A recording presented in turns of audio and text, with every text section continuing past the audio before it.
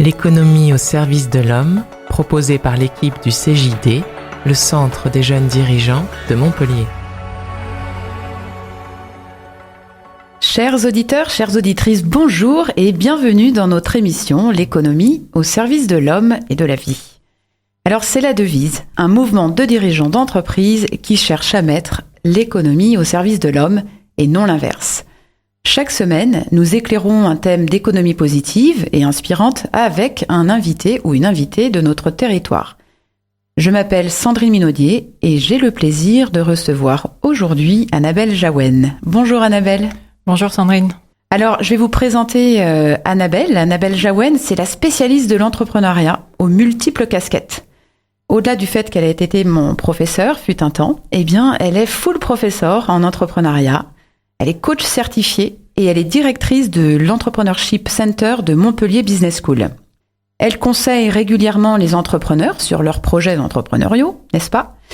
Et c'est aussi une chercheuse et qui propose des recherches sur des types d'entrepreneurs, sur les alliances et les réseaux, sur l'incubation et l'accompagnement entrepreneurial, sur les stratégies de coopération territorialisées, sur les entreprises familiales, la gestion des ressources humaines et les systèmes d'information dans les micro et petites entreprises. Ces recherches, elles ont été publiées dans plusieurs revues internationales, à comité de lecture, dont la Revue française de gestion, la Revue internationale des PME, la Revue de l'entrepreneuriat et puis bien d'autres encore. Enfin, Annabelle Jaouen, eh bien, c'est l'auteur et le co-auteur de 6 ouvrages sur l'entrepreneuriat et la gestion des petites entreprises, dont un qui a retenu toute mon attention. Alors, j'espère que vous avez de quoi noter. Il s'agit de l'ouvrage Management libéré, dans lequel les co-auteurs Annabelle Jaouen et Julien Granata nous parlent de 7 entreprises qui dévoilent leur méthode. Agilité, performance durable et antifragilité. Antifragilité, c'est d'ailleurs un concept cher à Julien Granata qui nous a aussi fait l'honneur de venir dans cette émission pour expliquer ce concept. Mais aujourd'hui, vous l'aurez compris, nous allons parler d'entrepreneuriat, mais pas n'importe lequel, nous allons parler du management libéré. Avant de rentrer dans le vif du sujet, nous posons à chaque fois des questions à nos invités. 5 questions du tac au tac, Annabelle, c'est la petite surprise, sans réfléchir. Alors Annabelle, est-ce que vous êtes prête ? Ah ben oui, ouais. Allons-y. Allez, c'est facile. Hein. Thé ou café ? Café. Lecture ou cuisine ? Lecture. LinkedIn ou Facebook ? J'ai Joker, l'un et l'autre, LinkedIn. Cocktail ou vin ? Vin. Et puis, allez, un dernier coup de cœur ou coup de gueule, en un mot ? Coup de cœur, la nature. La nature, ok. Alors, merci beaucoup Annabelle. On aime bien toujours introduire notre émission de cette façon-là. Et là, on va rentrer, chers auditeurs, chères auditrices. Nous sommes bien sur Radio Clapas 93.5. Et aujourd'hui, Annabelle Jaouen va nous parler de management libéré. Alors Annabelle, j'ai une première question qui me brûle les lèvres. J'ai énoncé votre parcours et moi, j'aimerais bien que vous nous en disiez un petit peu plus sur votre parcours et puis nous dire finalement comment vous en êtes arrivé à travailler sur le management libéré. Bon, merci déjà. Vous avez dit déjà pas mal de choses. En fait, comment j'en suis arrivée à travailler sur ce sujet, c'est un peu la convergence de plusieurs choses. D'une part, effectivement, un parcours personnel. Moi, j'ai commencé ma carrière en travaillant sur justement les entrepreneurs. Et essayer de comprendre pourquoi il y avait des entreprises qui s'en sortaient, d'autres qui s'en sortaient pas, et comment on pouvait faire en sorte d'améliorer les chances de succès quand on monte sa boîte. Très rapidement, je me suis rendu compte qu'il y avait derrière tout projet d'entreprise la notion d'alignement entre le projet personnel et le projet qu'on donne à l'entreprise, et ça, c'était un des facteurs de réussite. L'aspect collaboratif également, le fait de travailler à plusieurs. Et depuis une dizaine d'années que j'accompagne des entrepreneurs, je me rends compte effectivement qu'il y a toujours un peu les mêmes problématiques managériales avec des difficultés à déléguer, avec la question de l'engagement des collaborateurs, le partage de la vision, etc. Et effectivement, une traduction dans les façons de manager les équipes. Ça, c'est le premier point qui va avec un constat aussi au niveau environnemental, c'est-à-dire qu'il y a une évolution sociologique importante de qui devient le chef d'entreprise. Pourquoi on monte une entreprise ? De plus en plus, on cherche du sens. On a envie de rechercher une qualité de vie. Et l'entreprise, en fait, maintenant, elle a une vocation qui s'élargit. Et ça m'amène à la convergence avec le troisième facteur, c'est que finalement le management libéré, c'est un ensemble de valeurs qui collent tout à fait à mes valeurs personnelles, parce que la philosophie du management libéré, finalement, c'est quoi ? C'est justement de dire que l'entreprise, elle a une mission qui va au-delà de créer de la performance et juste de la valeur financière, mais elle doit avoir un impact sur son environnement, elle doit avoir un impact que ce soit social ou sur le vivant, si je reprends le terme que vous avez utilisé tout à l'heure. Et donc, cette notion de responsabilité et de sens est importante. Donc tout ça m'a amené à travailler sur le management libéré parce que ce sont des choses qui vont très bien ensemble et qui vont dans le bon sens. D'accord. Donc là, vous êtes en train de commencer à nous dire finalement ce que c'est que le management libéré, parce que ce qui serait intéressant, c'est, on en entend pas mal parler, mais ça veut dire quoi concrètement la notion de management libéré, et d'ailleurs qui donne son nom à l'ouvrage que vous avez écrit? Pour faire très rapide, alors déjà, il faut rendre à César ce qui appartient à César. Donc nous, on n'a rien inventé. C'est Tom Peters qui a créé ce terme, même si l'idée d'intéresser les salariés à la vie, au bien-être des salariés, ça date un peu d'avant ça. Mais lui, il a proposé ce terme en 93. L'idée, c'est quoi ? C'est à la base de libérer les entreprises du poids hiérarchique et de la lourdeur de tous les processus qu'on peut avoir. Dans quel but ? C'est pour augmenter la qualité de vie au travail et le bien-être des collaborateurs et l'engagement aussi. En fait, l'idée, c'est plus de se dire qu'on cherche à satisfaire le client, mais on cherche un petit peu à satisfaire finalement une satisfaction à 360 degrés, si je peux dire. C'est-à-dire les collaborateurs, les clients, évidemment les propriétaires, toutes les parties prenantes de l'entreprise. Donc il y a l'idée d'améliorer l'engagement, d'améliorer la qualité de vie au travail et de libérer le pouvoir de décision. D'accord. Et donc du coup, est-ce que ça veut dire on vire les chefs ? Alors, pas forcément. Ça peut faire partie des actions qu'on peut appeler de simplification, finalement. C'est-à-dire enlever les niveaux hiérarchiques qui peuvent être enlevés parce que, finalement, on a tellement complexifié les process que si on prend 2 pas de recul et qu'on regarde justement avec les collaborateurs de façon constructive et en discutant avec eux, voir comment on peut simplifier la façon de fonctionner, il y a probablement des niveaux hiérarchiques qui vont effectivement sauter. D'accord, mais alors du coup, c'est vrai que ça interrogera la question de qui prend les décisions. Tout à fait. C'est qui ? C'est les salariés qui prennent les décisions ? Alors, il y a plusieurs niveaux de décision. Il y a un niveau opérationnel, plutôt fonctionnel ou stratégique. Et effectivement, selon le degré de libération, on va avoir un pouvoir de décision qui est laissé aux salariés de plus en plus important. D'accord. Alors, dans cette libération, on va y revenir tout à l'heure, mais ce sera intéressant que vous nous indiquiez, finalement, c'est quoi les étapes d'une libération ? Parce que j'imagine que ça ne se fait pas comme ça du jour au lendemain, notamment si on enlève des strates hiérarchiques. Comment on fait concrètement ? Donc, ça, on va y revenir tout à l'heure. Dans votre ouvrage, d'ailleurs, je vous invite, chers auditeurs et chères auditrices de Radio Clapas, d'aller lire ce livre « Management libéré » sur les 7 entreprises qui dévoilent leur méthode, de Julien Granata et Annabelle Jaouen, qui est là avec nous aujourd'hui. Ce livre que vous avez écrit, Annabelle, il s'adresse à qui concrètement ? C'est co-manager ou est-ce que il y a d'autres personnes qui peuvent s'y retrouver ? Alors, il s'adresse aux managers, tout à fait, également aux dirigeants, mais aussi aux consultants, aux salariés, à toute personne finalement qui pourrait être intéressée par cette approche. Effectivement, la cible première, ça va être les dirigeants et en tout cas les personnes qui ont une possibilité de mettre en place ce type de mode de management dans une entreprise. Ça va être des gens qui vont avoir envie de donner du sens à ce qu'ils font, qui sont prêts à se remettre en question et à revoir un petit peu leur méthode. Ça peut être aussi intéressant pour des chefs d'entreprise ou des managers qui traversent une crise à un moment donné dans l'entreprise, qu'elle soit sociale ou environnementale. Il y a l'arrivée d'un concurrent, par exemple, qui fait qu'il faut se remettre en question. Et parfois, cette remise en question, le fait de passer par une libération du management, c'est une bonne stratégie de résilience. D'accord.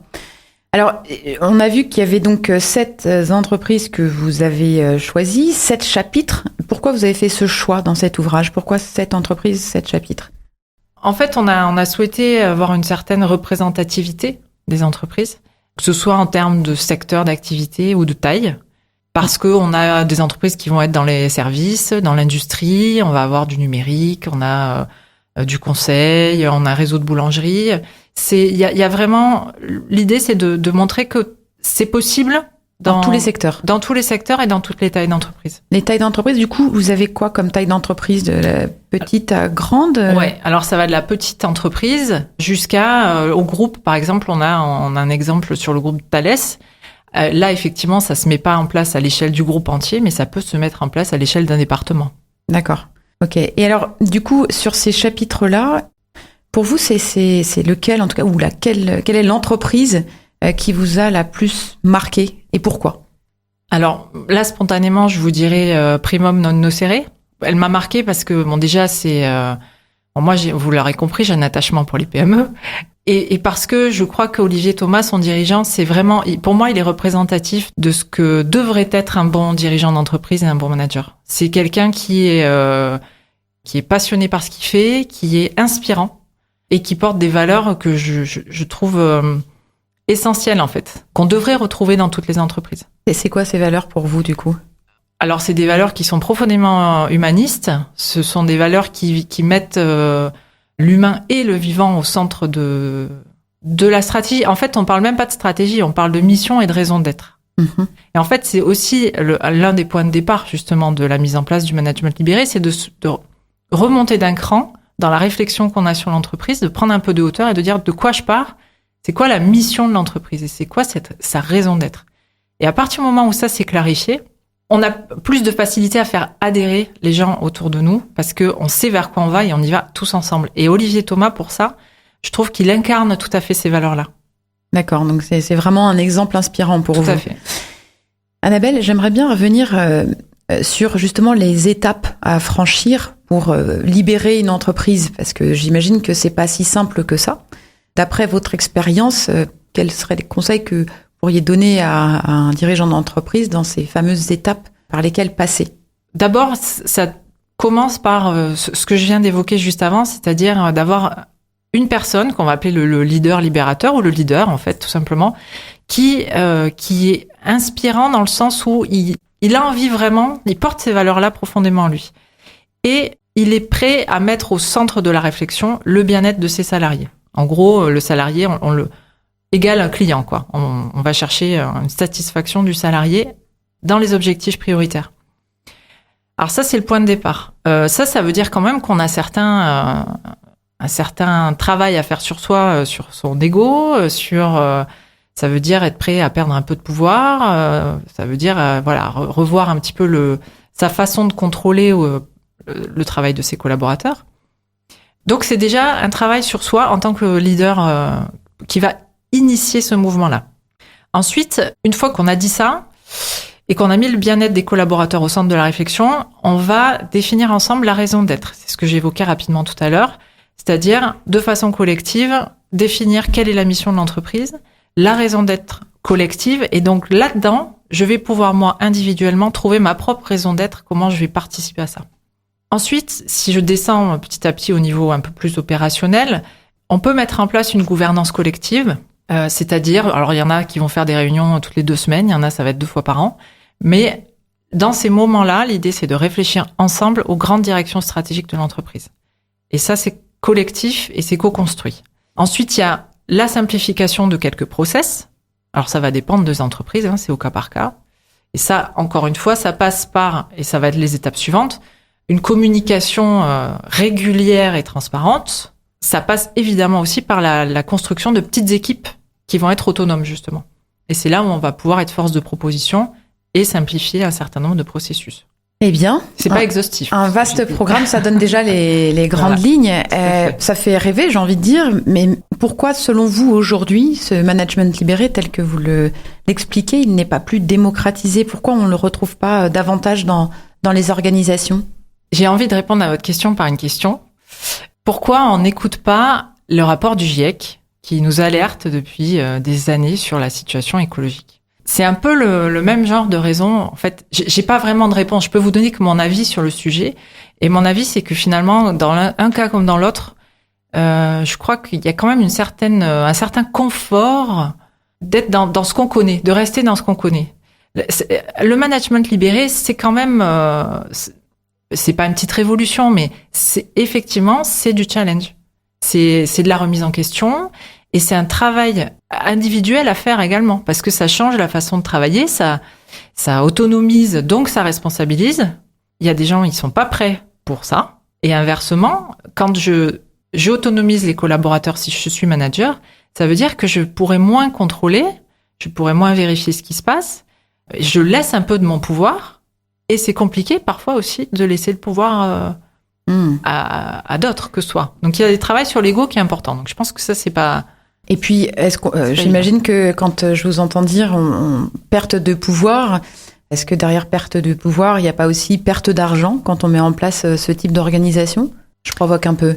Pas nécessairement, je pense pas. Après, encore une fois, quand c'est une vision élargie de l'entreprise. Donc, du moment où vous mettez plus la rentabilité en objectif numéro 1, on peut accepter d'avoir peut-être un peu moins de rentabilité au profit d'une meilleure qualité de vie au travail. Ou d'avantages en nature qui se manifestent, par exemple, je vois des entreprises, je pense à une entreprise qu'on cite dans l'ouvrage, qui impose, entre guillemets, un vendredi par mois à tous ses salariés, parce qu'il faut que les salariés aient au moins un week-end de 3 jours dans le mois, par exemple. Dans ce que vous dites là, est-ce que vous connaissez des entreprises qui ont essayé et qui ont échoué dans la mise en place du management libéré ?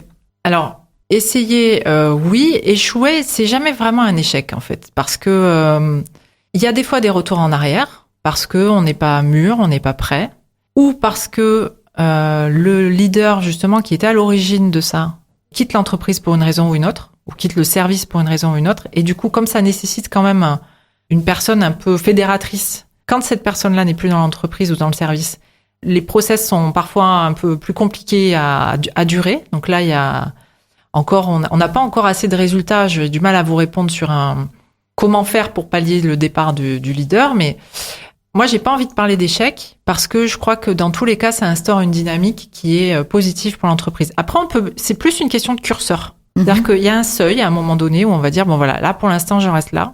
Là, je suis allée un peu trop loin. Par exemple, une entreprise qui a souhaité fixer la rémunération des collaborateurs de façon collective, de façon collégiale. Ça n'a pas fonctionné.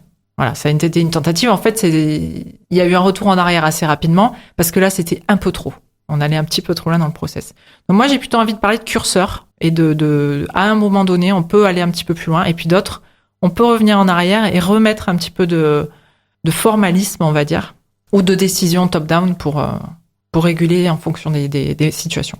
Bon, c'est pas si simple dans ce que j'entends de mettre en place une organisation libérée. Ça se construit pas à pas. Il y a un aspect collaboratif que vous évoquez qui semble important. Est-ce que vous pensez que n'importe qui peut s'inscrire au-delà du dirigeant dans une entreprise libérée ? Est-ce que tous les salariés peuvent s'y retrouver ? Difficile votre question. Je sais pas si tous les salariés peuvent s'y retrouver. Dans le sens où on n'a pas encore assez de recul sur les succès et sur les échecs, sur les évolutions de situation. J'ai envie de dire qu'il y a peut-être des salariés pour qui c'est plus propice parce que il faut quand même, j'ai un peu tendance à penser qu'il faut avoir un certain sens de l'initiative et déjà de l'autonomie en amont. Parce que tous les salariés sont pas dans ce souhait-là d'être responsabilisés dans leur travail. Dans ce souhait ou dans la possibilité de développer l'autonomie ? Parce que c'est vrai que c'est un vrai sujet. J'ai volontairement pas utilisé le terme de capacité à être autonome ou pas, parce que j'ai pas envie de mettre ça au niveau d'une capacité du salarié. Je pense que quand on est à l'écoute de la personnalité du salarié et qu'on sait par quel levier on va le motiver, on va le faire gagner en confiance, parce que je pense que derrière, il y a une question de confiance en soi, on va pouvoir agir sur son autonomie. Donc moi, j'ai plutôt envie de parler de souhait, ou en tout cas d'aptitude initiale, en fait, de dire, voilà, est-ce que aujourd'hui, je suis prêt à être autonome ou pas ? Peut-être c'est ça le frein. D'accord. Bon, et c'est pas un moindre frein, parce qu'effectivement, dans toutes celles et ceux qui nous écoutent aujourd'hui, finalement, se projeter dans une organisation libérée, ça nécessite quand même quelques prérequis du côté du dirigeant, mais aussi du côté des salariés, vous parliez de remise en question du dirigeant. Est-ce que ça n'oblige pas quelque part les salariés aussi qui sont dans ce type d'organisation à se remettre un petit peu en question ou en tout cas avoir envie d'évoluer, d'apprendre pour aller plus vers de l'autonomie. Est-ce que ça vous semble juste de dire ça? Ou est-ce que vous parliez de responsabilisation aussi? Est-ce que tout le monde a envie d'être responsabilisé? Est-ce que c'est pas plus confortable quelque part parfois que quelqu'un nous dise ce que l'on a à faire? Complètement. Et là, effectivement, vous touchez du doigt l'un des enjeux du management libéré, c'est que quand on dit est-ce que c'est possible dans toutes les entreprises, ou dans l'absolu, oui, mais oui, et plutôt ça implique un travail effectivement sur soi. Par exemple, l'autonomisation, comment dire ça? Certaines personnes, donc il y a effectivement le souhait de ne pas préférer être sous la responsable de mes actions, mais il y a aussi la peur de pas être à la hauteur, un espèce de contrôle un petit peu qui peut se passer dans le groupe aussi. Par exemple, quand on a un collectif qui suit, qui adhère aux valeurs, ça fait une espèce de culture un peu mainstream dans l'entreprise. Et puis il y a des gens qui peuvent ne pas s'y retrouver en fait dans cette culture-là, et donc ils sont un petit peu marginalisés par le groupe en fait. C'est comme ce qui peut arriver, c'est que quand on réduit le contrôle justement en libérant le management, il y a une espèce de contrôle informel qui apparaît par le collectif et qui peut effectivement mettre en danger certains salariés. Alors c'est vrai que quand on met en place ce type de management, il arrive que certains salariés qui se retrouvent pas dans la culture sont amenés à peut-être quitter l'entreprise ou changer de service. Ça peut arriver, tout à fait. Et à quel moment ça arrive le plus? C'est plus au démarrage? Là, je pose la question pour les dirigeants qui voudraient s'engager dans ce type de management libéré. Est-ce qu'elles ont à craindre qu'au démarrage, il y ait peut-être des personnes qui en fait, ne souhaitent pas adhérer à ce type de démarche? Alors, oui, ça peut arriver. L'avantage, c'est que si justement si je récapitule, donc on a le leader qui a ce souhait-là, donc ça c'est vraiment le point de départ, très important. Il va former un petit collectif autour de lui qui va naturellement se faire dès qu'il va partager sa vision avec les collaborateurs qui, eux, ont déjà un esprit d'entreprise assez naturel.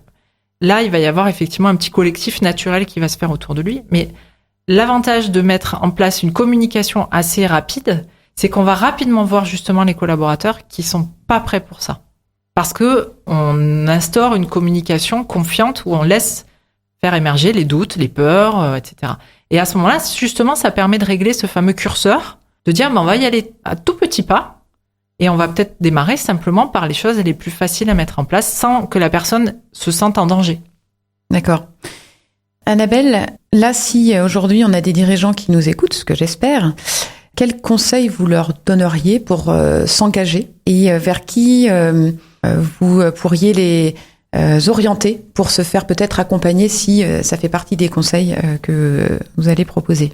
Alors, quels conseils je leur donnerais? Je crois que le premier conseil, ce serait de garder l'intuition très forte qu'ils peuvent avoir que l'entreprise qu'ils gèrent ou le service qu'ils gèrent peut avoir un impact sur leur environnement. C'est un travail introspectif aussi. Donc, ça veut dire qu'on part dans une démarche où on va cheminer, on va réfléchir sur soi, se remettre en question.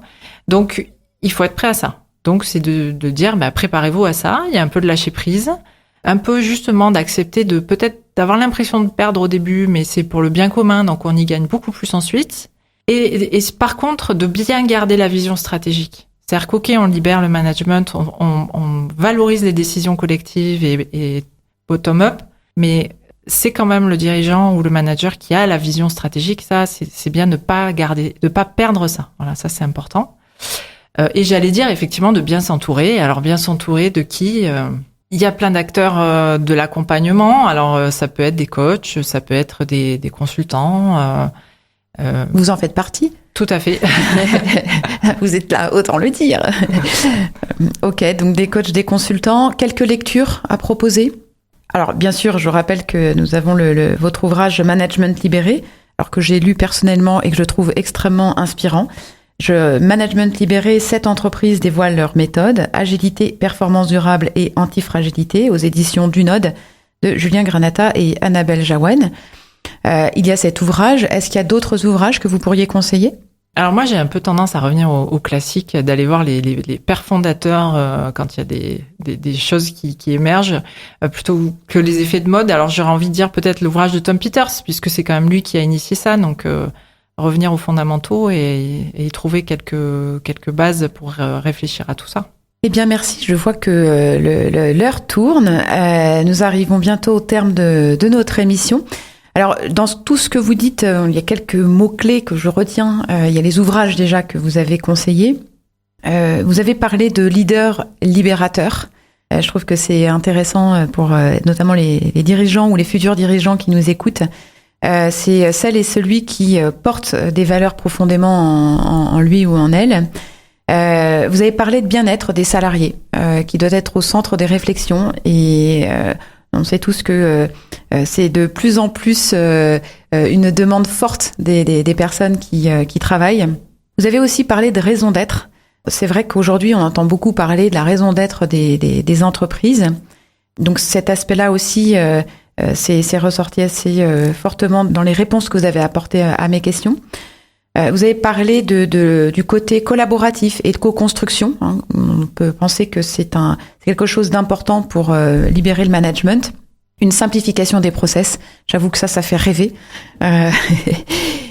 Pour un meilleur engagement des collaborateurs, il y a la notion de remise en question également qui a été posée, le lâcher prise que vous avez évoqué et la confiance en soi à développer. Il y a plein d'autres termes, mais enfin, en tout cas, c'est les mots qui me paraissaient très forts dans tout ce que vous nous avez dit, Annabelle Jaouen. Un petit mot de la fin, peut-être, avant de nous quitter, Annabelle, par rapport au management libéré?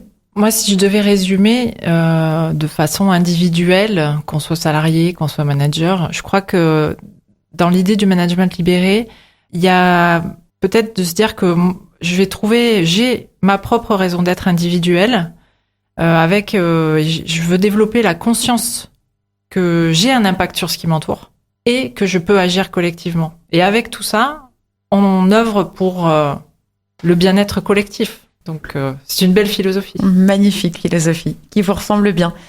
Merci Annabelle Jaouen sur cet éclairage sur le management libéré. Notre émission L'économie au service de l'homme touche à sa fin.